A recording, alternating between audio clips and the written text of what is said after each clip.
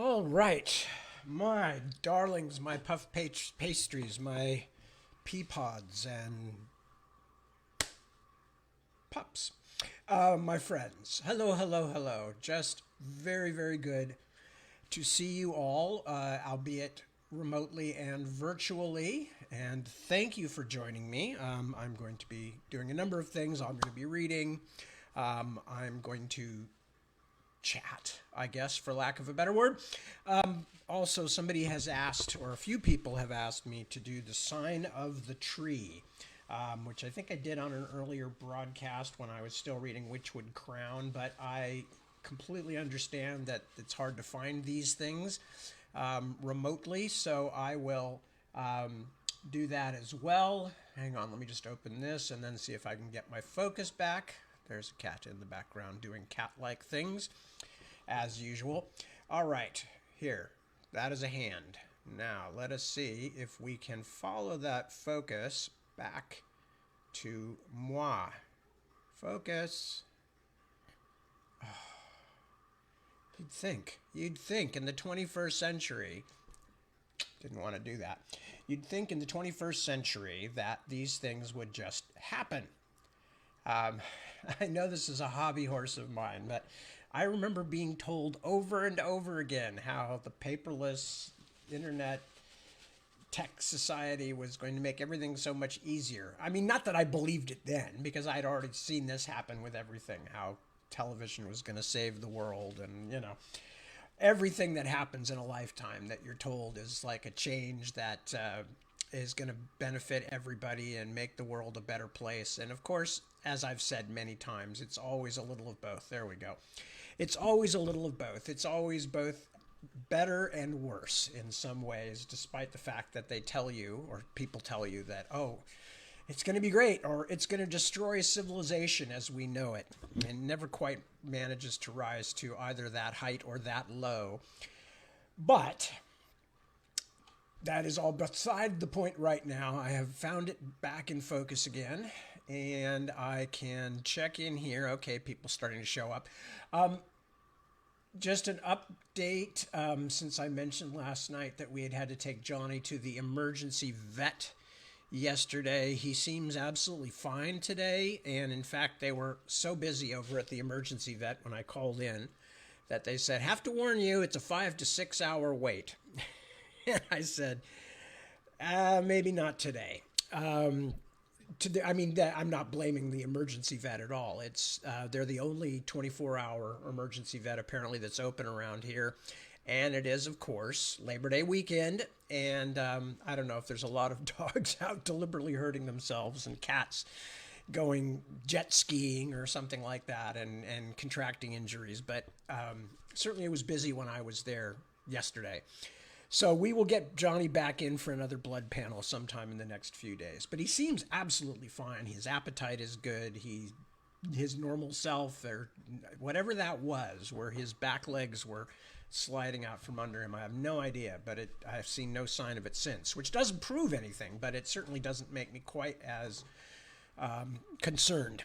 And so I'm going to wait maybe till after the holiday weekend, take him back in and get another blood panel done to see how his kidneys are. My kidneys seem to be okay, if anybody cares about that. Not that I was worried about my kidneys as a mostly non-drinker, or at least a non-drinker of alcohol primarily. Mind you, there's nothing moralistic in this. I kind of cut way back on drinking back when I was young after having a lot of partying experiences with friends and, whatnot. And just never kind of got back into it in any kind of regular basis. So if I go out, I'll have a drink. If I go out to dinner with Deb, I'll order a gin and tonic. I'll have a beer on a hot day sometimes, but I'm not a regular drinker. But again, this is not a moral stance, and I don't care what anybody does as long as they're safe. As long as they're safe and they're not killing themselves or anybody else. So, that is not an anti-alcohol thing. That's just me personally. And we all have those kinds of things where you go, that's great for other people. I just don't get it. It doesn't work. I'm also the same way about seafood, as everybody knows. Practically everybody. And somebody once said, all my best monsters come from my loathing of seafood. And I don't know if that's completely true, but I think there is truth to it. I've said that before. So forgive me for repeating myself. What else did I want to mention?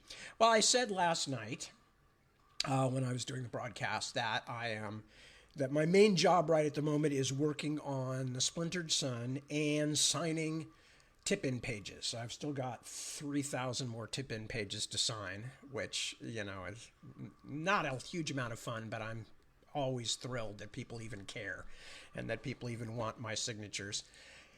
What else? Yeah, so we're all hanging out. As you may see, the cat's running back and forth in the background. They're fine. Johnny seems fine. Walter seems much the same. Walter is the tiny dog, the tiny epileptic dog who, at this age, he mostly just burrows for warmth, and but seems fine too. So that's about that as far as all that goes. And I talked a little bit last night about how I'm trying to figure out things about the Splintered Sun. Anytime I do something seriously different or with a different approach or a different structure than the big books. The big books being obviously the first set of Ostenard books, Shadow March, Otherland, the next set of Ostenard books. Anything other than those, I usually, kind of sit around and think about how I want to tell the story. When I was doing the Bobby Dollar books, they were very much meant to be a sort of a mock noir. And as everybody knows, the common thing in not the only thing by any means, but a common theme in fictional noir type detective or crime books is usually a first person character, quite often the detective or whatever the guy happens to be. In noir, they're usually detectives and they're usually guys, but I certainly don't feel they have to be. But anyway, so the Bobby Dollar books I wanted to write in the first person. And in fact, I'm very glad I did, because it enabled me to use my own voice in a way that I don't normally use in my fiction. With the War of the Flowers, for instance, I told many parts through the main character's point of view, but there were other characters' points of view as well. And especially there were also scenes. I'm thinking of, like, for instance, the opening scene where you don't really have a point of view in terms of a personal, somebody who is passing this on to the reader through their own perceptions. But so anytime I'm working in something other than the big old giant books where I kind of like the fact of having the multiple different POVs, I have to think about it a little bit. So I mentioned this a couple of weeks ago, so forgive me if I am saying something you've already heard, but I'll just finish this thought up in case. And in the two short books that are part of the new Ostenard series, the Heart of What Was Lost and Brothers of the Wind. In Heart of What Was Lost, for various reasons, I decided it was my first attempt or my first time that I was introducing Norns as focal point characters. And so I wanted to actually have the interior thoughts and viewpoints of the Norns through the person of Vieki, who of course then later shows up in the other books as well. And because I was going to do that with one set of with one side of this conflict, this is again Heart of What Was Lost, I needed to do it with the other side. And I figured, well, is Grimner's already been a POV character for me in the Dragonbone Chair books. And he shows up quite a bit because he has his own adventures going down south, chasing after Miriamel, and eventually having to come back again with Miriamel and Tiamat and Chimeras. Sorry if that's a spoiler, but how long are you going to wait to read the book? I mean, come on. They started coming out in 1988. So that kind of quickly shuffled into the same general setup, albeit in a more minimal way or in a smaller way, a more bijou sort of way of the larger Ostenard pattern. But then when I did Brothers of the Wind, I wanted to tell it from the point of view of a character, but literally have the character say, I am writing this is my story. It happens to be about my master, or but in reality, of course, it's not so much just about his master. It's very much about the character who's writing the story himself. Anyway, so that's basically what's going on with the Splintered Sun. Is I am still playing around with different ways of telling the story. Once I get that figured out, then it'll pretty much be full steam ahead, because I've already spent most of the last year, when I had downtime, thinking of how I want to, what the story is, what the plot is, and who the characters are that I wanted to tell. So I'm just working through that, how to tell the story right now. What else? Anything else? I can't really think of anything. Let's see how many people here, and say hello to them, and then maybe since I've been asked to demonstrate something, I will demonstrate it. So looks like just a few people are here, but that's okay. And anybody who is here is welcomed, and I am appreciative of. I see Becky, and I see Mark. Hello, Mark. That's Mark Gamble, or Gamble. Anyway, Mark, I should remember which is your preferred pronunciation, but I can't because my brain is shattered. Janice, there's Janice. Hello, Janice. Nice to see you. That's Janice Ann Hampson. So Becky Willems, Mark, Janice Ann Hampson, Medardo Landon Maza Dueñas. Grand name. And Medardo has a tale to tell, and about rescuing a dying crow, which did not die. So excellent, well done, and congratulations to you and your wife, Medardo, for saving an animal in need of saving. For some reason, I know there's more people watching, but they haven't. It keeps flipping back and forth. I have no idea what's going on. Let's see if there's any other comments. I've got Isaac. Hello, Isaac. I've got Angie. I've got Tim Speckins. I've got Kelly. I've got my old buddy Ivan, who's there. Tracy McClatchy.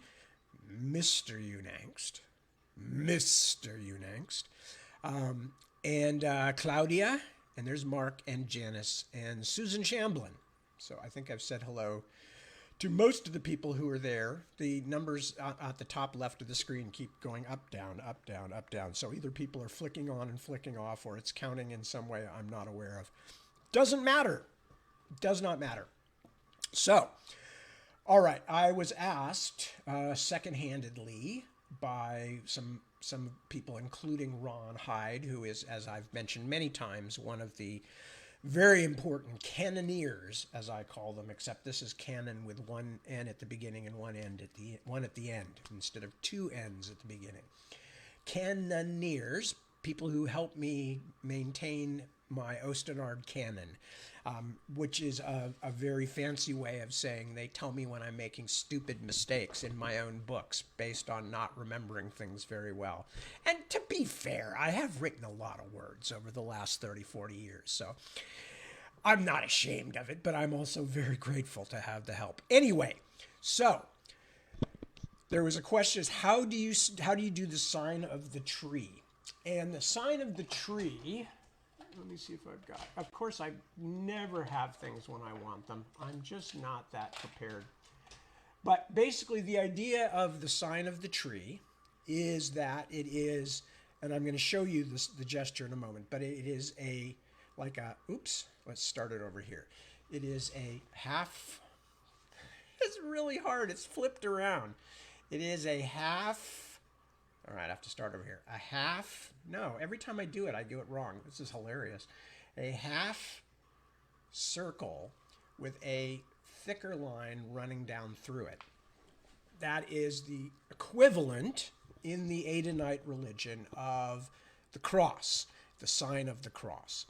So the way the sign of the cross, which in this particular parallel universe, or whatever you want to call it, this fantasy universe, their version, of course, because their savior, their died and came back savior, was not hung on a crucifix, but on a tree. And as a result, their sign does not mimic a crucifix as the Christian sign does, but it mimics that shape of the tree, which is a bit like a trident. Okay, if you can imagine that, with a central trunk and, things coming down. So as a gesture, you make the you make the, I'm going to do this slowly because I'm doing it backward and sideways and all that. So you make these are the semicircular part of the sign, and then the two fingers come down the middle. So it's right? Okay, and you can do it 3 fingers down the middle, but I always try to do it 2 fingers because I think it looks better. So, okay, so that's it, basically. It's the curving branches of the tree, the trunk of the tree. Branches, trunk. Branches, trunk. Okay? And the faster you do it, the more you can see how like a cross, like crossing oneself it is. So when you see the characters making the sign of the tree, if they're making it on themselves, they're doing branches, trunk. If they're doing it over somebody else, they do branches, trunk. Okay? I hope that has cleared things up if there are people out there still wondering. And yes, I do think about these things. It's embarrassing, but it's true. I do think about these things. In the next book, you will see that there is a scene where one of the characters, specifically Fremer, who is Unver's lieutenant and only real friend, is down in a underground crypt beneath a chapel inside of a castle. And I won't tell you any more about that, the scene itself, because that would give a lot of things away from the last book. But what happens, for instance, in that is that he is before he goes down, he goes through this abandoned chapel. And the chapel has what is called a trow screen, T-R-O-W, trow screen. And most people are going to see that. I'm giving you an admission of my own silliness. Most people are going to see that, just skip over it. They're going to go, oh, that's some medieval thing I've never heard of, a trow screen. Well, no, in fact. What it is it is the Ostenard equivalent of a rood screen, and that's spelled not like Jar Jar Binks. How rude. No, it's spelled R-O-O-D, and that's a real thing in real small churches and cathedrals as well. It's a rood screen, and rood, R-O-O-D, is an old word for cross, meaning the religious cross. So the rood screen is actually a cross screen, as in sign of the cross, crucifixion, the whole Christian, what should we call it? The whole Christian iconography. But I wanted to mention that was there because I think he hides behind it for a moment or something, but it wouldn't be a rood screen in Ostenard because there is no crucifixion, cross, any of that stuff. It's it was a tree on which Eucyrus Adon was hung.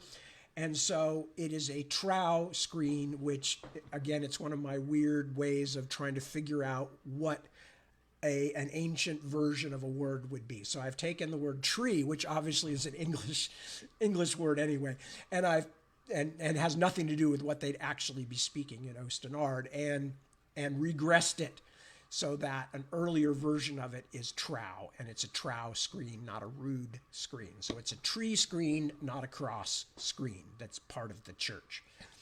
So anyway, that's just to give you an idea of the kind of ridiculous minutia that I spend my time worrying about while I'm writing.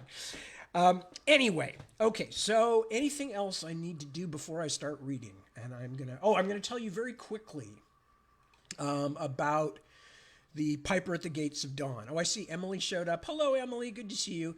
The Piper at the Gates of Dawn is the chapter that I already started last night. And it's interesting for a number of reasons, and I won't go into great detail because we're going to hear it. But basically, it is one of 2 chapters that was put into the book after Grahame had compiled the original stories, which I'm told, and I don't know how true this is, that these were stories he told his child, who had a lot of childhood illnesses and a lot of health problems and did not have a very happy life. But when he was little, his father, Kenneth Grahame, would tell these stories to him. So almost all of the mole and toad stuff comes straight from those bedtime or bedside stories. Piper at the Gates of Dawn and another later chapter we'll get to, which is I think called Wayfarers All, were put in afterward. And it would be interesting to have a conversation about why. But I think what's most clear is it's an attempt to connect the love of nature in the book to a larger spiritual connection to the world and the universe. And I realize that's very, very broad, but it is definitely a representation of the supernatural or the super real pushing its way into our universe. And I'll leave it at that, and I will read to you, and if we have time, we'll talk about it afterwards a little bit. Anyway, so we've already started this chapter, and the basic theme, we had just finished the chapter where Toad has been sentenced to 20 years in jail for illegal driving, causing all kinds of mayhem, and cheeking the police. Cheek in this case means cheek like, oh, you have a lot of cheek, meaning sass.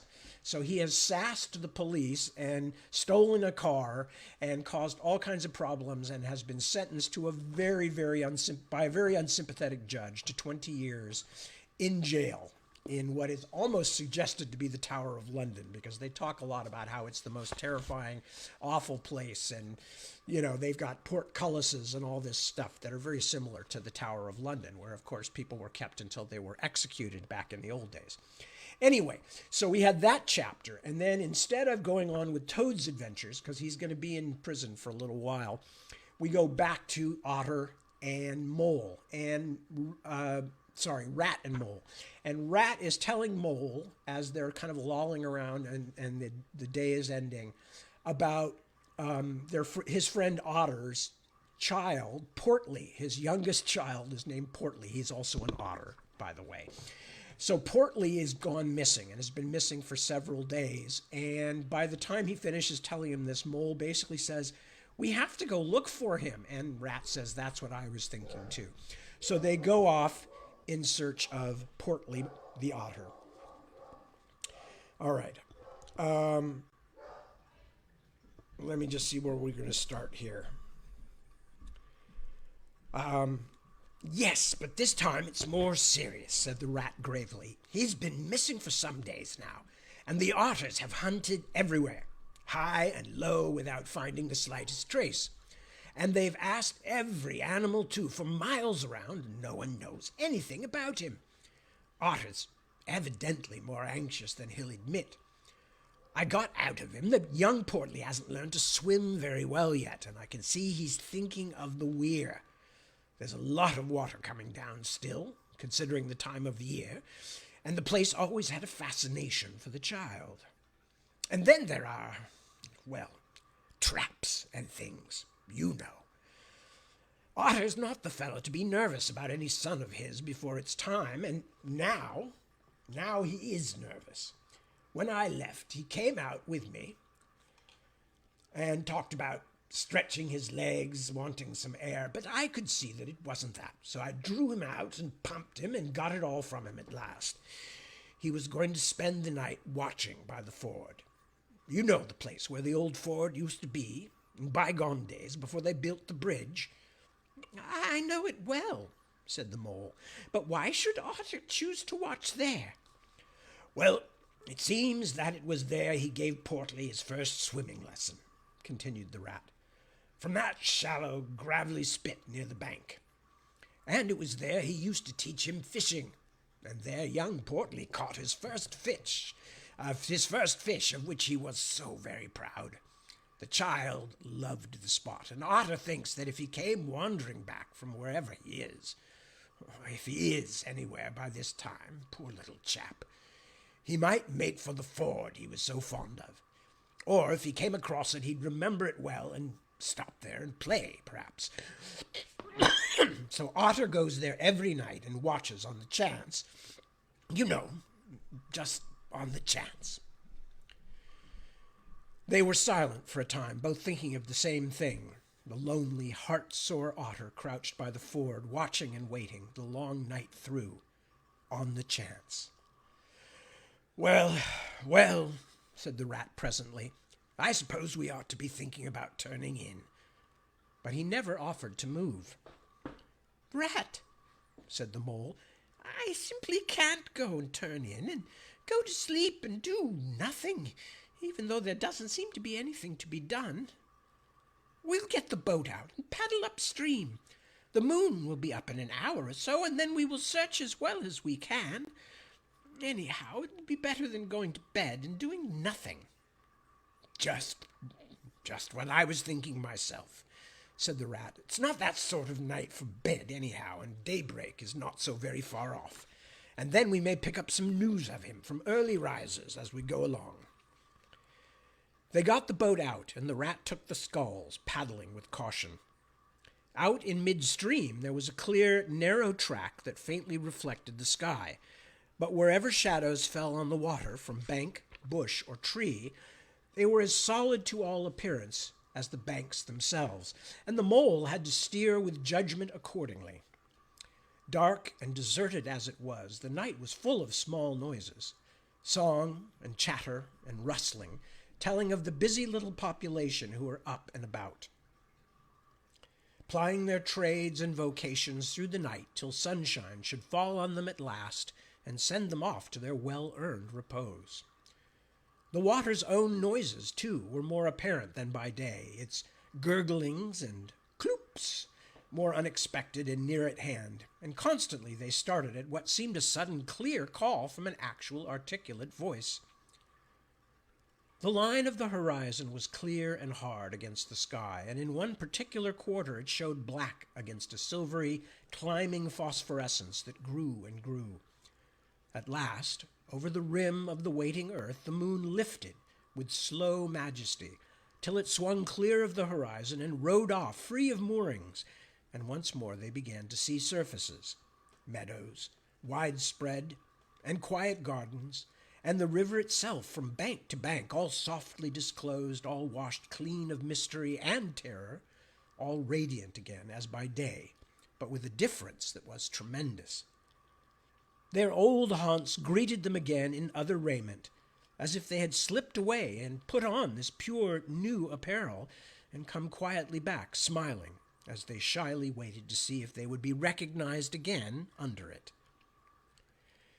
Fastening their boat to a willow, the friends landed in this silent silver kingdom, and patiently explored the hedges, the hollow trees, the tunnels, and their little culverts, the ditches and dry waterways. Embarking again and crossing over, they worked their way up the stream in this manner, while the moon, serene and detached in a cloudless sky, did what she could, though so far off, to help them in their quest, till her hour came and she sank earthwards reluctantly and left them, and mystery once more held field and river. Then a change began slowly to declare itself. The horizon became clearer. Field and tree came more into sight, and somehow with a different look. The mystery began to drop away from them. A bird piped suddenly and was still, and a light breeze sprang up and set the reeds and bulrushes rustling. Rat, who was in the stern of the boat, while Mole sculled, sat up suddenly and listened with a passionate intentness. Mole, who with gentle strokes was just keeping the boat moving while he scanned the banks with care, looked at him with curiosity. "It's gone," sighed the rat, sinking back in his seat again. "So beautiful and strange and new. Since it was to end so soon, I almost wish I had never heard it, for it has roused a longing in me that is pain. And nothing seems worthwhile but just to hear that sound once more and go on listening to it forever. No, there it goes again," he cried, alert once more. Entranced, he was silent for a long space, spellbound. "Now it passes on, and I begin to lose it," he said presently. "Oh, Mole, the beauty of it! The merry bubble and joy, the thin, clear, happy call of the distant piping. Such music I never dreamed of, and the call in it is stronger even than the music is sweet. Row on, Mole, row, for the music and the call must be for us." The mole, greatly wondering, obeyed. "I hear nothing myself," he said, "but the wind playing in the reeds and rushes and osiers." The rat never answered, if indeed he heard. Rapt, transported, trembling, he was possessed in all his senses by this new divine thing that caught up his helpless soul and swung and dandled it, a powerless but happy infant in a strong, sustaining grasp. In silence, Mole rode steadily, and soon they came to a point where the river divided, a long backwater branching off to one side. With a slight movement of his head, Rat, who had long since dropped the rudder lines, directed the rower to take the backwater. The creeping tide of light gained and gained, and now they could see the color of the flowers that gemmed the water's edge. "Clearer and clearer still," cried the rat joyously. "Now you must surely hear it. Ah, at last I see you do."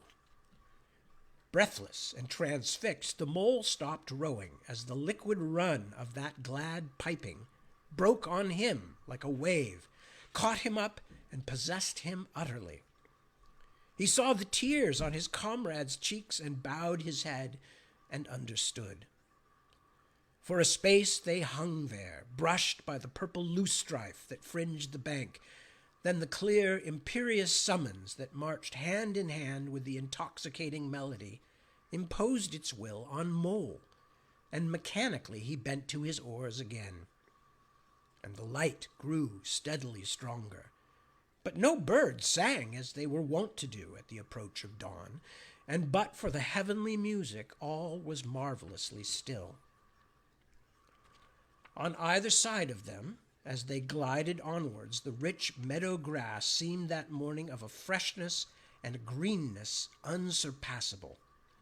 Never had they noticed the roses so vivid, the willow herb so riotous, the meadow sweet so odorous and pervading. Then the murmur of the approaching weir began to hold the air, and they felt a consciousness that they were nearing the end, whatever it might be that surely awaited their expedition.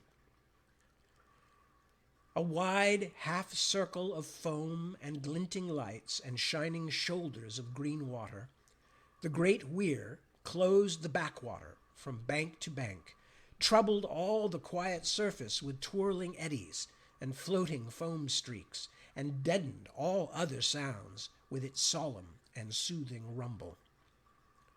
In midmost of the stream, embraced in the weir's shimmering arms spread, a small island lay anchored, fringed close with willow and silver birch and alder. Reserved, shy, but full of significance, it hid whatever it might hold behind a veil, keeping it till the hour should come, and with the hour those who were called and chosen. Slowly, but with no doubt or hesitation whatever, and in something of a solemn expectancy, the two animals passed through the broken, tumultuous water and moored their boat at the flowery margin of the island. In silence they landed, and pushed through the blossom and scented herbage and undergrowth that led up to the level ground, till they stood on a little lawn of a marvelous green, set round with nature's own orchard trees, crabapple, wild cherry, and sloe. "This is the place of my song-dream, the place the music played to me," whispered the rat as if in a trance. "Here, in this holy place, here, if anywhere, surely we shall find him." And him is capitalized. Then suddenly the mole felt a great awe fall upon him, and awe is capitalized also. Then suddenly the mole felt a great awe fall upon him, an awe that turned his muscles to water, bowed his head, and rooted his feet to the ground. It was no panic terror. Indeed, he felt wonderfully at peace and happy. But it was an awe that smote and held him, and without seeing, it could only mean that some august presence was very, very near. With difficulty he turned to look for his friend, and saw him at his side, cowed, stricken, and trembling violently. And still there was utter silence in the populous bird-haunted branches around them, and still the light grew and grew. Perhaps he would never have dared to raise his eyes, but that, though the piping was now hushed, the call and the summons seemed still dominant and imperious.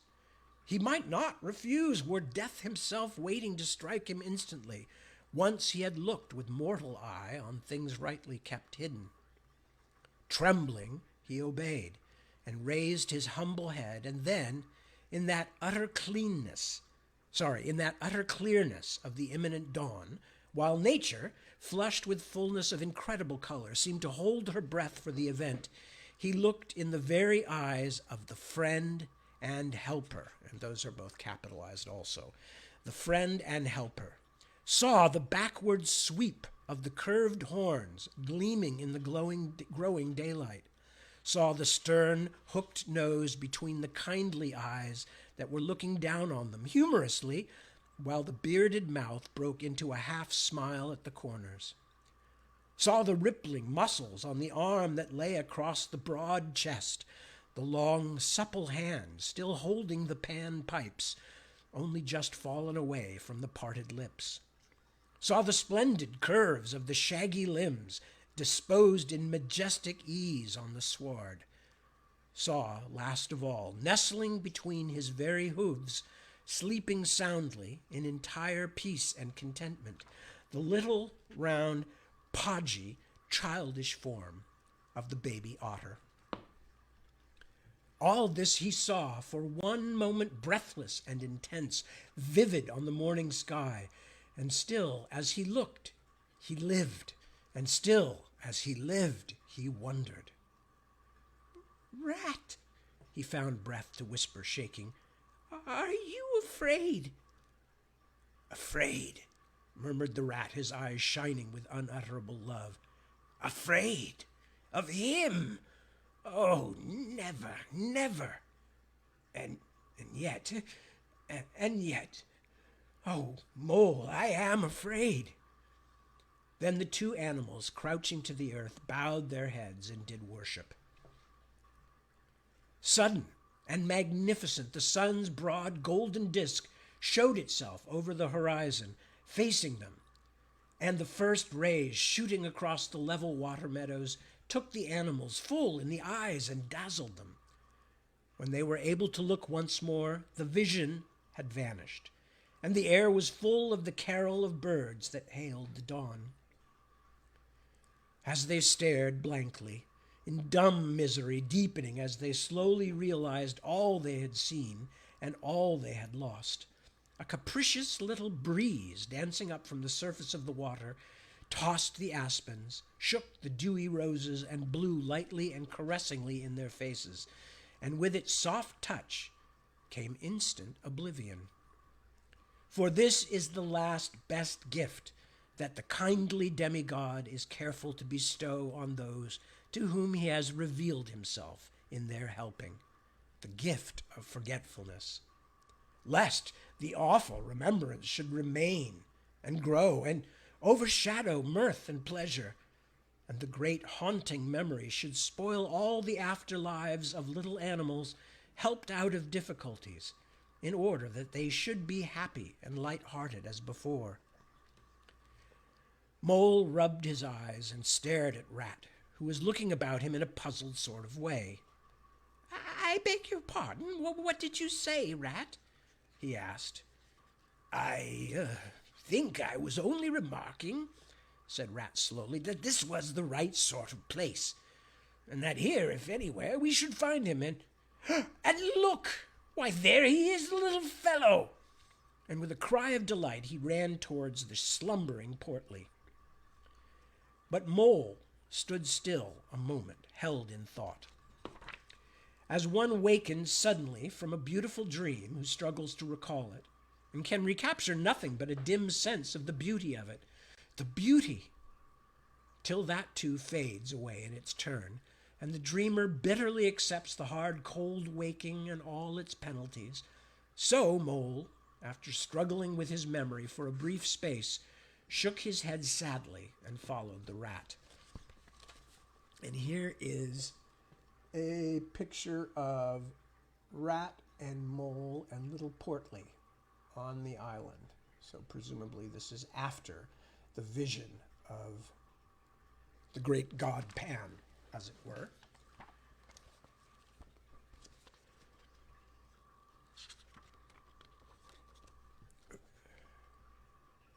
So Mole, after struggling with his memory for a brief space, shook his head sadly and followed the rat. Portly woke up with a joyous squeak and wriggled with pleasure at the sight of his father's friends who had played with him so often in past days. In a moment, however, his face grew blank, and he fell to hunting round in a circle with a pleading whine. As a child that has fallen happily asleep in its nurse's arms and wakes to find itself alone and laid in a strange place, and searches corners and cupboards and runs from room to room, despair growing silently in its heart. Even so Portly searched the island and searched, dogged and unwearying, till at last the black moment came for giving it up and sitting down and crying bitterly. The mole ran quickly to comfort the little animal, but Rat, lingering, looked long and doubtfully at certain hoof marks deep in the sward. "Some great animal has been here," he murmured slowly and thoughtfully, and stood, musing, his mind strangely stirred. "Come along, Rat," called the mole. "Think of poor Otter, waiting up there by the ford." Portly had soon been comforted by the promise of a treat, a jaunt on the river in Mr. Rat's real boat, and the two animals conducted him to the water's side, placed him securely between them in the bottom of the boat, and paddled off down the backwater. The sun was fully up by now, and hot on them. Birds sang lustily and without restraint, and flowers smiled and nodded from either bank, but somehow, so thought the animals, with less of richness and blaze of color than they seemed to remember seeing quite recently somewhere. They wondered where. The main river reached again, they turned the boat's head upstream towards the point where they knew their friend was keeping his lonely vigil. As they drew near the familiar ford, the mole took the boat into the bank, and they lifted Portly out and set him on his legs on the towpath, giving him his marching orders and a friendly farewell pat on the back, and shoved out into midstream. They watched the little animal as he waddled along the path contentedly and with importance, watched him till they saw his muzzle suddenly lift and his waddle break into a clumsy amble as he quickened his pace with shrill whines and wriggles of recognition.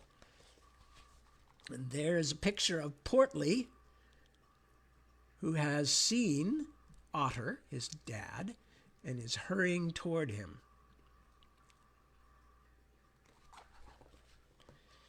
And wriggles of recognition. Looking up the river, they could see Otter start up, tense and rigid, from out of the shallows where he crouched in dumb patience, and could hear his amazed and joyous bark as he bounded up through the osiers onto the path. Then the mole, with a strong pull on one oar, swung the boat round and let the full stream bear them down again whither it would, their quest now happily ended. "I feel strangely tired, Rat," said the mole, leaning wearily over his oars as the boat drifted. "It's being up all night, you'll say, perhaps, but that's nothing. We do as much half the nights of the week at this time of the year. No, I feel as if I had been through something very exciting and rather terrible, and it was just over. And yet nothing particular has happened."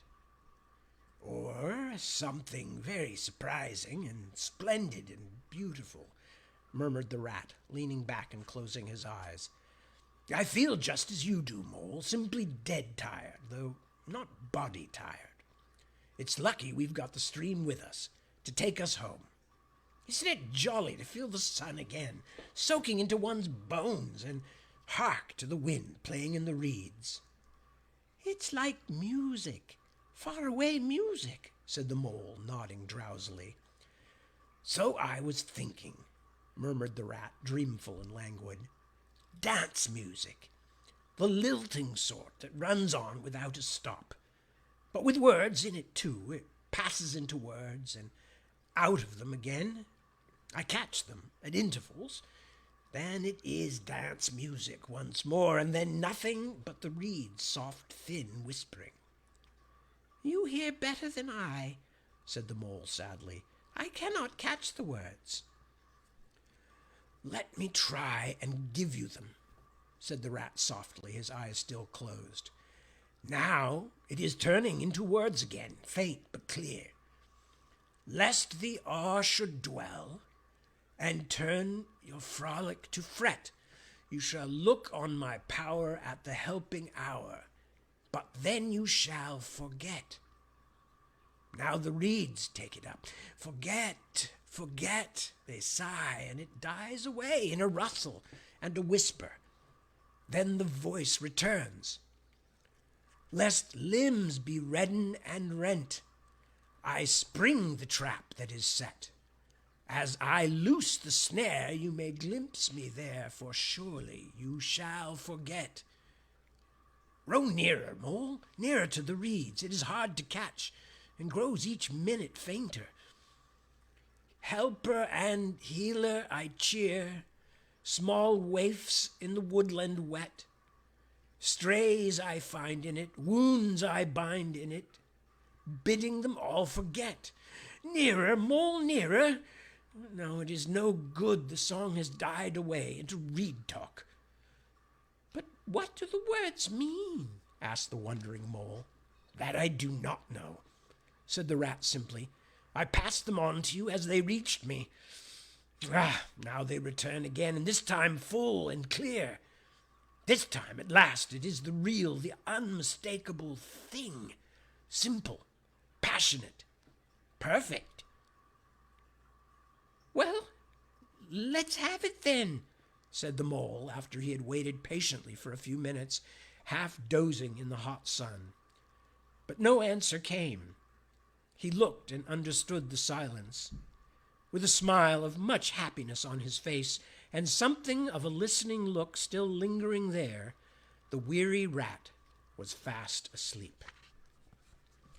And that's the end of chapter 7, The Piper at the Gates of Dawn.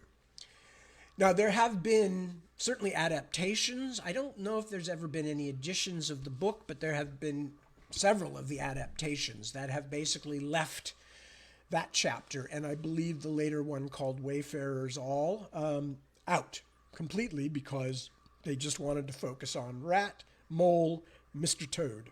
And much of the last half of the book is about the adventures of Mr. Toad. So, clearly some people feel that it isn't really necessary, or even there are people who just vividly dislike the Piper at the Gates of Dawn and the whole idea of the animals meeting essentially a deity, a demigod in this case, Pan, but a deity. But more than the deity himself, what we seem to be talking about here is a moment of deep spiritual connection. I'm not going to interpret it for you. I'm not going to try to tell you what it means.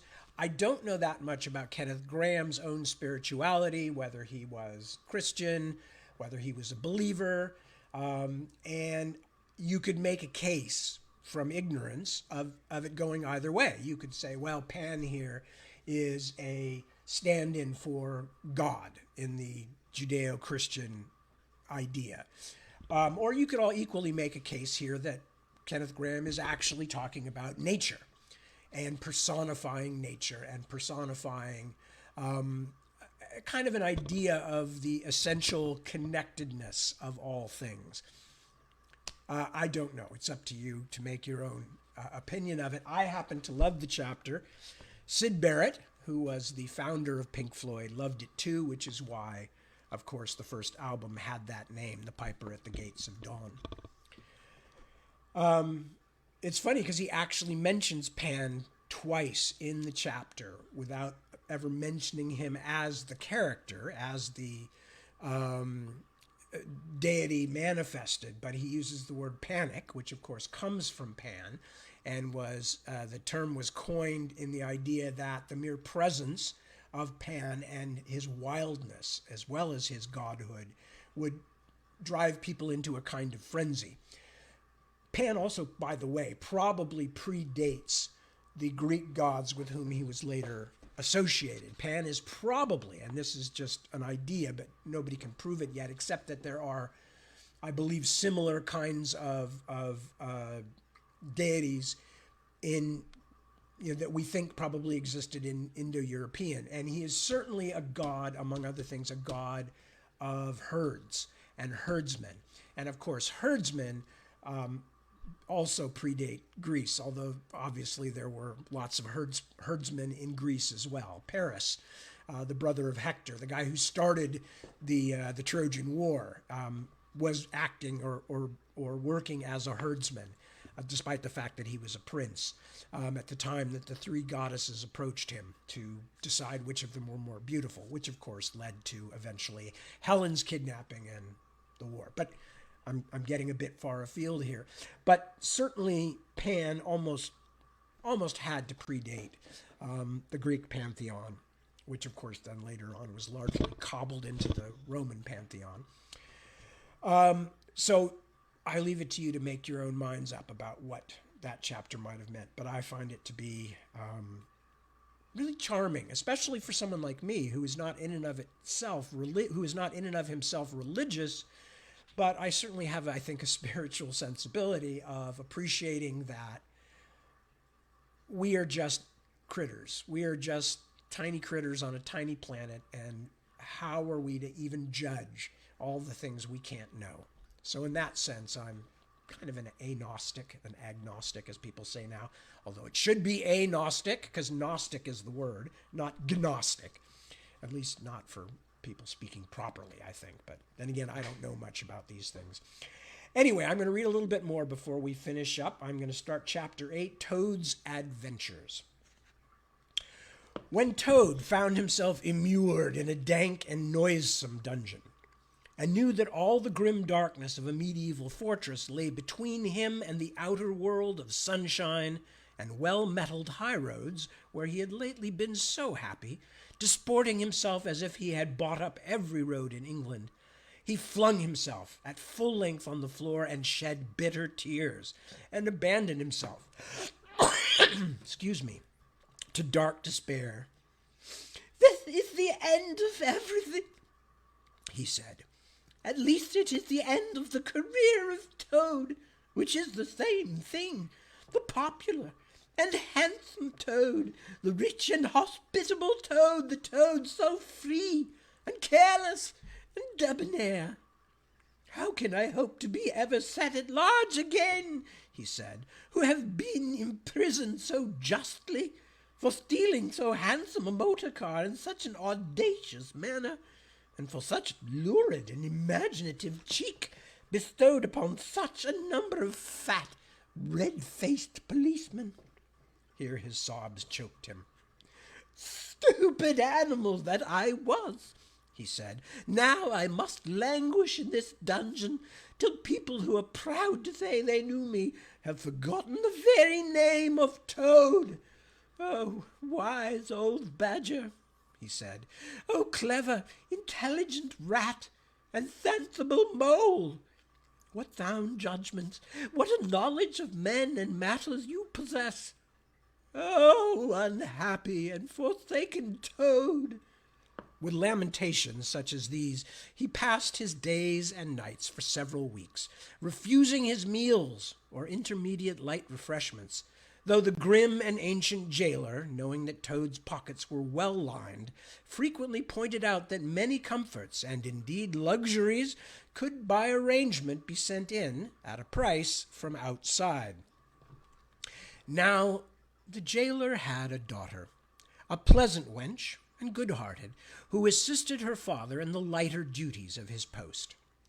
She was particularly fond of animals, and besides her canary, whose cage hung on a nail in the massive wall of the keep by day, to the great annoyance of prisoners who relished an after-dinner nap, and was shrouded in an antimacassar on the parlor table at night. She kept several piebald mice and a restless, revolving squirrel.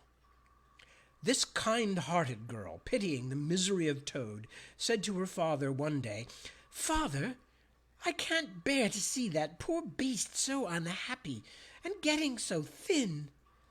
You let me have the managing of him. You know how fond of animals I am. I'll make him eat from my hand and sit up and do all sorts of things." Her father replied that she could do what she liked with him. He was tired of Toad and his sulks and his airs and his meanness. In this case, meanness meaning cheapness. So that day she went on her errand of mercy and knocked at the door of Toad's cell. "Now, cheer up, Toad," she said coaxingly on entering, "and sit up and dry your eyes and be a sensible animal. And do try and eat a bit of dinner. See, I've brought you some of mine, hot from the oven." It was bubble and squeak between two plates, and its fragrance filled the narrow cell. The penetrating smell of cabbage reached the nose of Toad as he lay prostrate in his misery on the floor, and gave him the idea for a moment that perhaps life was not such a blank and desperate thing as he had imagined. But still he wailed and kicked with his legs and refused to be comforted. Oh, I'm sorry, I lost my place for a moment. And refused to be comforted. My God, it's just disappeared. There it is. So the wise girl retired for the time, but of course a good deal of the smell of hot cabbage remained behind, as it will do, and Toad, between his sobs, sniffed and reflected, and gradually began to think new and inspiring thoughts of chivalry and poetry and deeds still to be done, of broad meadows and cattle browsing in them, raked by sun and wind, of kitchen gardens and straight herb borders and warm snapdragon beset by bees, and of the comforting clink of dishes set down on the table at Toad Hall, and the scrape of chair legs on the floor as everyone pulled himself up close to his work. The air of the narrow cell took on a rosy tinge. He began to think of his friends and how they would surely be able to do something, of lawyers and how they would have enjoyed his case, and what an ass he had been not to get in a few. And lastly, he thought of his own great cleverness and resource, and all that he was capable of if he only gave his mind to it, his great mind, and the cure was almost complete. When the girl returned some hours later, she carried a tray with a cup of fragrant tea steaming on it, and a plate piled up with very hot buttered toast, cut thick, very brown on both sides, with the butter running through the holes in it in great golden drops, like honey from the honeycomb. The smell of that buttered toast simply talked to Toad, and with no uncertain voice. Talked of warm kitchens, of breakfasts on bright frosty mornings, of cozy parlor firesides on winter evenings when one's ramble was over and slippered feet were propped on the fender, of the purring of contented cats and the twitter of sleepy canaries. Toad sat up on end once more, dried his eyes, sipped his tea and munched his toast, and soon began talking freely about himself and the house he lived in and his doings there, and how important he was, and what a lot of his friends thought of him. And here's a picture of the jailer's daughter coming into the cell, and there is the miserable and wretched Toad looking up and smelling the wonderful smell of buttered toast. And I'm going to stop reading there, but I will tell you that one of my fondest memories of my childhood was when we were reading The Wind in the Willows, or rather my mother was reading it to me. I don't think I was reading at that point. We both had that moment of reaching that moment in the book, even while Toad was still, in danger in jail and all that kind of stuff. We got to this point in the book, and my mother said, "I think we'd better butter some toast." And I said, I was probably 5 at the time or whatever, 4. I said, Yes, toast. We must have toast. And toast we had. So anyway, with that, I'm going to wrap it up for the night. It is now 8 o'clock. I thank you for joining me for yet more Wind in the Willows. And I will be returning, as far as I know, next week. There should be no reason why not. And we will continue. Until then, I thank you so much for joining me. It's always a huge pleasure to visit with you and see you. And thank you all. Oh, I see we've got a new Natalia. Oh, Natalia Popham. Okay, very good. Hello, Natalia. Nice to see you. Thank you all for joining me. A real pleasure. Be good to yourselves. Be good to your loved ones and your friends and neighbors and anybody else that you might be able to extend a helping hand or as I said, even sometimes just a smile to let people know they're not alone in the world. You can be the great God Pan. So with that, I say good night. Thank you again. Peace and be well.